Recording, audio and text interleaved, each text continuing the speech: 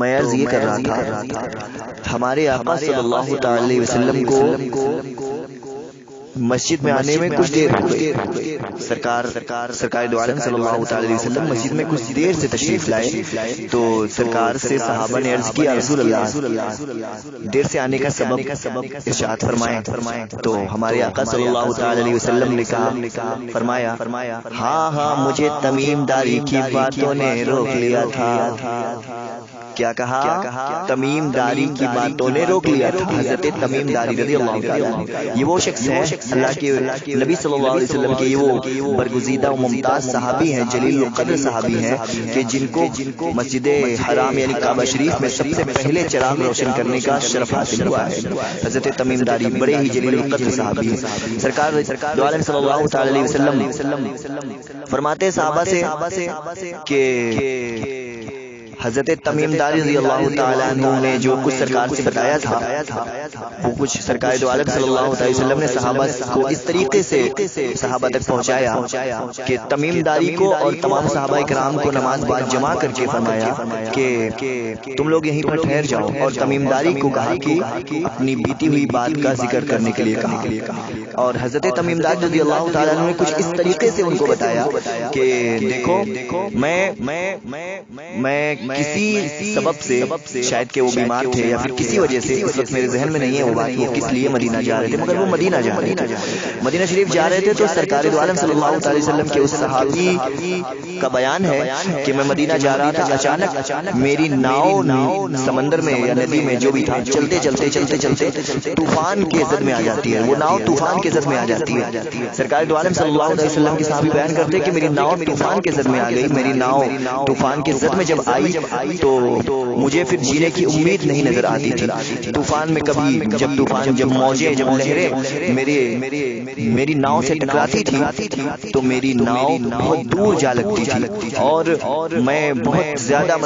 پریشان ہو چکا تھا. مجھے جینے کی امید نظر نہیں آ رہی تھی, مجھے جینے کی کوئی امید نظر ہی نہیں آ رہی تھی. مجھے لگ رہا تھا کہ اب میں اس دنیا فانی سے روپوش شاید کہ ہو جاؤں گا, کیونکہ یہ جو لہریں تھی اس قدر زیادہ تھی کہ ان کو بچنے کی کوئی صورت نظر نہیں آ رہی تھی, ان کو کنارے لگنے کی کوئی صورت نظر نہیں آ رہی تھی, ساحل پر جانے کا کوئی ذریعہ نظر نہیں آ رہا تھا. بتاتے ہیں حضرت تمیم داری رضی اللہ تعالیٰ عنہ کہ اسی طریقے سے ان لہروں سے ٹکر کھاتے ان لہروں کے زد میں رہتے ان لہروں کے ساتھ رہتے ان لہروں کی تکلیف جھیلتے اس دریا میں ہی ان کو 1 مہینے کا عرصہ گزر گیا. حضرت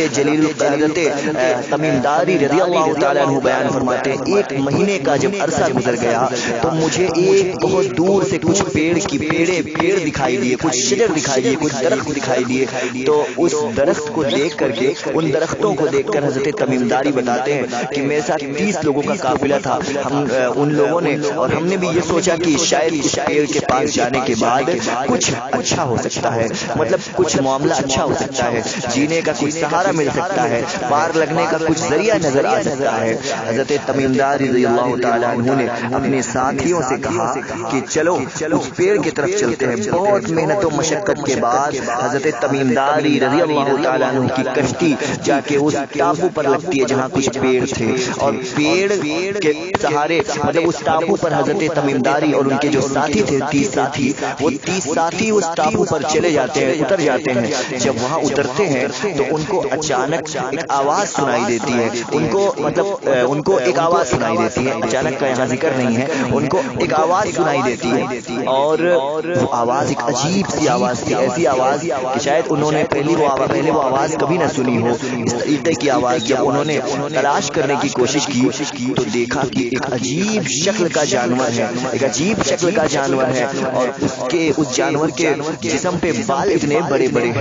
بڑے بال ہیں کہ پتہ نہیں چل پا رہا ہے کہ اس کا منہ کدھر ہے اور اس کا پیٹھ کدھر ہے. اور اس سے بھی تعجب خیز بات تو یہ تھی کہ وہ جو جانور تھا وہ انسانی لہجے میں, انسانی لینگویج میں, انسان کے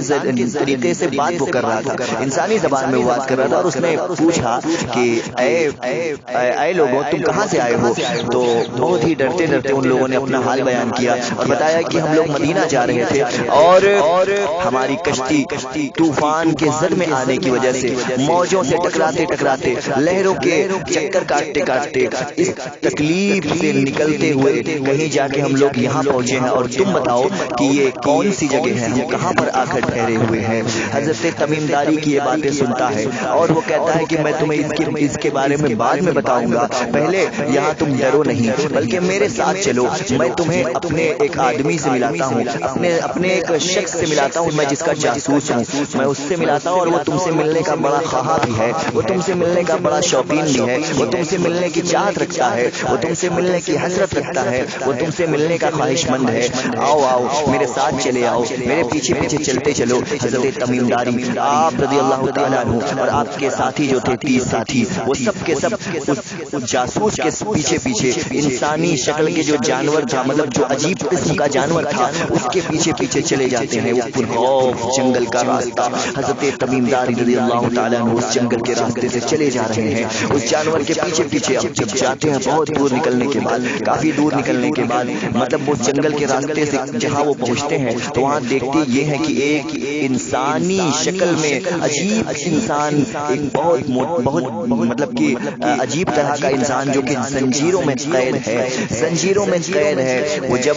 زنجیروں میں قید ہے اور وہ اوپر مطلب چھلانگ لگا رہا ہے، بہت بڑا محل ہے، اسی محل میں اس کو زنجیر میں قید کیا گیا ہے۔ حضرت تمیم داری رضی اللہ تعالیٰ عنہ بتاتے ہیں کہ وہ انسان جب چھلانگ لگاتا تھا تو اس کی مطلب وہ انسان اتنی اوپر جاتا تھا کہ وہ چھت کو چھو لے، اس طریقے سے وہ اوپر جاتا تھا۔ حضرت تمیم داری رضی اللہ تعالیٰ عنہ سے اس نے کہا کہ کون ہو تم اور کہاں سے آئے ہو، پورا معاملہ پوچھا۔ حضرت تمیم داری نے بتایا، سارا معاملہ اس کے سامنے بیان کر دیا۔ پھر اس کے بعد اس شخص نے کہا کہ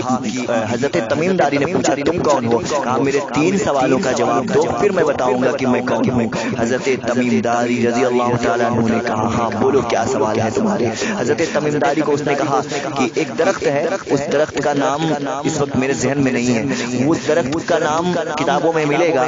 وہ درخت بتاتا ہے کہ اس درخت پہ پیڑ پھل آتے ہیں یا نہیں آتے۔ حضرت تمیم داری بتاتے ہیں ہاں اس درخت پہ پھل آتے ہیں۔ تو اس نے کہا کہ وہ پھل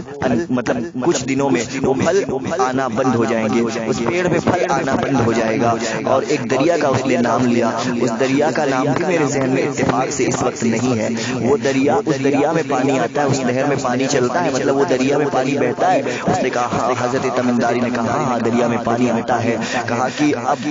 کچھ دنوں بعد یعنی اب اس دریا میں پانی مطلب اس کے اشارے میں جو بھی ہو، کچھ دنوں کے بعد یا پھر قریب یا پھر جو بھی، اس کا ذکر نہیں ہے وہاں،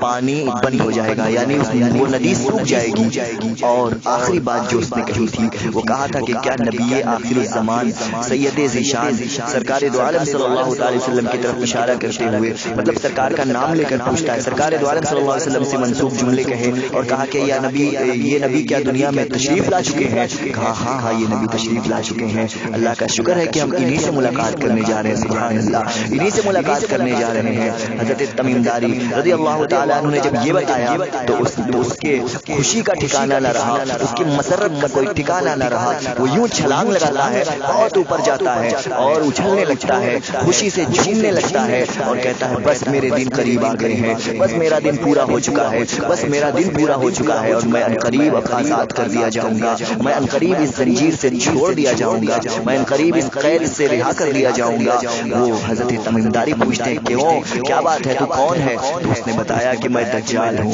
مجھے دجال کہا جاتا ہے اور میں دجال ہوں۔ جب اللہ کا وعدہ پورا ہوگا، جب اللہ چاہے گا تو پھر وہ مجھے آزاد کرے گا اور میں پوری دنیا پہ راج کروں گا۔ حضرت گرامی سرکار دو عالم صلی اللہ تعالی علیہ وسلم نے ایک حلیہ دجال کا بیان فرما دیا ہے۔ دجال کس طریقے سے لوگوں سے کلام کرے گا، دجال کس طریقے سے لوگوں سے ملے گا، دجال کتنی تیزی سے سفر کرے گا، دجال کے پاس کون کون سی نعمتیں ہوں گی، دجال کب آئے گا، دجال کہاں کہاں جائے گا۔ حضرات گرامی سرکار دو عالم صلی اللہ تعالی علیہ وسلم نے اپنے چھڑی مبارک کو منبر شریف پر مارا اور کہا میرے طیبہ میں دجال نہ داخل ہو سکے گا، سبحان اللہ، میرے طیبہ میں دجال نہ داخل ہو سکے گا، میرے طیبہ میں دجال نہ داخل ہو سکے گا، سبحان اللہ۔ سرکار دو عالم صلی اللہ تعالی علیہ وسلم کی پیشین گوئی پوری ہوگی، انشاءاللہ ضرور پوری ہوگی۔ کتابوں میں آتا ہے کہ دجال 40 دنوں تک اس دنیا فانی میں رہے گا اور اس 40 دن میں پہلا دن جو ہوگا وہ ایک 1 سال کا ہوگا، ان قریب وہ جو دن ہوں گے 40 دنوں میں وہ انسان وہ دجال پوری دنیا کا سفر کر لے گا، مگر حرمین شریفین کے سرکار دو عالم صلی اللہ علیہ وسلم نے کہا تھا کہ میرے طیبہ میں دجال نہ داخل ہو سکے گا، دجال اپنی لاکھ کوششوں کے بعد بھی طیبہ میں نہ داخل ہو سکے گا۔ سبحان اللہ۔ سرکار دو عالم صلی اللہ علیہ وسلم کی حدیث مبارک کے متعلق، سرکار دو عالم صلی اللہ علیہ وسلم کی حدیث کے پاک کے مطابق دجال اشفہان سے داخل نکلے گا، اشفہان جو ابھی اسرائیل میں موجود ہے، وہاں سے دجال نکلے گا اور پوری دنیا کا سفر کرے گا، لیکن طیبہ میں نہ داخل ہو سکے گا۔ اللہ رب العزت تمام دجال کے جو فتنے ہوں گے پوری دنیا میں پھیل جائیں گے۔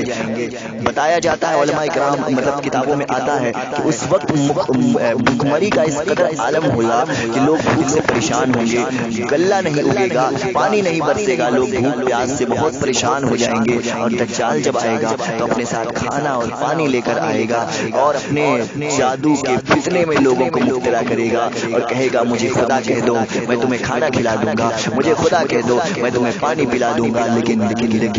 ان قریب سنو سرکار دو عالم صلی اللہ علیہ وسلم نے دجال کے جو حالات بیان کیے ہیں وہ اس کے ساتھ جہنم بھی ہوگی، جنت بھی ہوگی، مگر جنت اصل میں جہنم ہوگی، جہنم اصل میں جنت ہوگی۔ حضرات گرامی سرکار دو عالم صلی اللہ علیہ وسلم نے جو پیشین گوئیاں بتائی ہیں، اللہ کے نبی صلی اللہ علیہ وسلم کا فرمان کبھی بدلتا نہیں ہے۔ ساری دنیا کا معاملہ، ساری دنیا کے قول جھوٹے ہو سکتے مگر مصطفیٰ کریم کی بات کی کبھی جھوٹی نہیں ہو، استغفر اللہ، کبھی بدل نہیں سکتی ہے۔ اللہ رب العزت ہمیں اور آپ کو سرکار دو عالم صلی اللہ علیہ وسلم کے فرمودات پر عمل کرنے کی توفیق عطا کرے، سرکار دو عالم صلی اللہ علیہ وسلم سے بنا محبت کرنے کی توفیق عطا کرے۔ دجال پوری دنیا میں نکل کر پھیل جائے گا، پوری دنیا کے لوگوں کو اپنے فتنے میں مبتلا کرے گا، مردے کو جلائے گا، زمین سے سبزے اگائے گا، پانی برسائے گا، مگر یہ سارے کرشمے جادو کے ہوں گے۔ بعض روایتوں میں، بعض کتابوں میں یہ بھی آتا ہے کہ فلسطین کے مطلب بیت المقدس کے مطلب فلسطین بیت المقدس میں بھی دجال داخل نہ ہو سکے گا، مگر حرمین شریفین کہ وہاں دجال، اس کے بارے میں تو کنفرم علماء کرام کا بیان ہے، پکا سرکار کی حدیث سے ثابت ہے کہ حرمین شریفین میں دجال داخل نہ ہو سکے گا۔ جبکہ دجال حرمین شریفین کے کنارے پر پہنچے گا، ایسے سمجھ لیں کہ دجال جب اس کے گیٹ پر پہنچے گا تو اللہ وہاں پر طیبہ میں یعنی حرمین شریفین میں ایک زلزلہ آئے گا، جس زلزلے کی وجہ سے طیبہ میں جتنے بھی منافق قسم کے لوگ ہوں گے، جتنے بھی منافق قسم کے لوگ ہوں گے، جتنے بھی غلط لوگ ہوں گے، سب ہلاک ہو جائیں گے، اور اللہ رب العزت مومنوں کی حفاظت فرمائے گا، اللہ رب العزت مومنوں کو امن و امان سے رکھے گا۔ جب دجال طیبہ میں داخل ہونا چاہے گا تو فرشتے اس کا رخ شام کی طرف پھیر دیں گے، فرشتے اس کو شام کی طرف موڑ دیں گے کہ وہ دجال شام کی طرف چلا جائے گا۔ اللہ رب العزت ہمارے آنے والی نسلوں کو دجال کے فتنے سے محفوظ فرمائے، دجال کے فتنوں سے محفوظ فرمائے۔ یقین جانو دجال بہت ظالم ترین شخص ہوگا، جس کے ایک آنکھ بتائی جاتی ہے، ایک آنکھ سے جو کانا ہوگا، دوسری آنکھ میں بھی کچھ گڑبڑی ہوگی، اور دونوں آنکھ کے درمیان میں کاف فا را لکھا ہوگا، جس کا مطلب سیدھا کافر ہوتا ہے۔ اس وقت کا پڑھا غیر پڑھا ان پڑھ ہر انسان، ہر مومن پڑھ لے گا اس کو، جو ہر مطلب غیر پڑھا ہوگا، لا علم ہوگا، اسے بھی وہ چیز دکھائی دے گی اور وہ پڑھ لے گا، بڑے موٹے ہونٹ والا، اور بتایا جاتا ہے گھنگریلے عجیب طریقے کے بال اور ڈراؤنی خوفناک ٹائپ کی صورت، بیکار سی صورت، ایک عجیب ترین شخص، ایک عجیب ترین صورت میں وہ آئے گا۔ اللہ رب العزت ہمیں اور ہماری آنے والی تمام نسلوں کو اللہ کے نبی صلی اللہ تعالی علیہ وسلم کے صدقے و طفیل میں دجال کے فتنوں سے محفوظ فرمائے، دجال کے فتنوں سے محفوظ فرمائے۔ سرکار دو عالم صلی اللہ تعالی علیہ وسلم سے بے پناہ محبت کرنے کی توفیق عطا کرے۔ ہم سے بولنے میں اور آپ سے سننے میں کسی قسم کی کوئی غلطی ہوئی ہو تو میں توبہ کرتا ہوں، میرے ساتھ سب لوگ توبہ کر لیں۔ استغفر اللہ ربی استغفر اللہ ربی استغفر اللہ ربی من کل ذنب واتوب الیہ، لا الہ الا اللہ محمد رسول اللہ صلی اللہ علیہ وسلم۔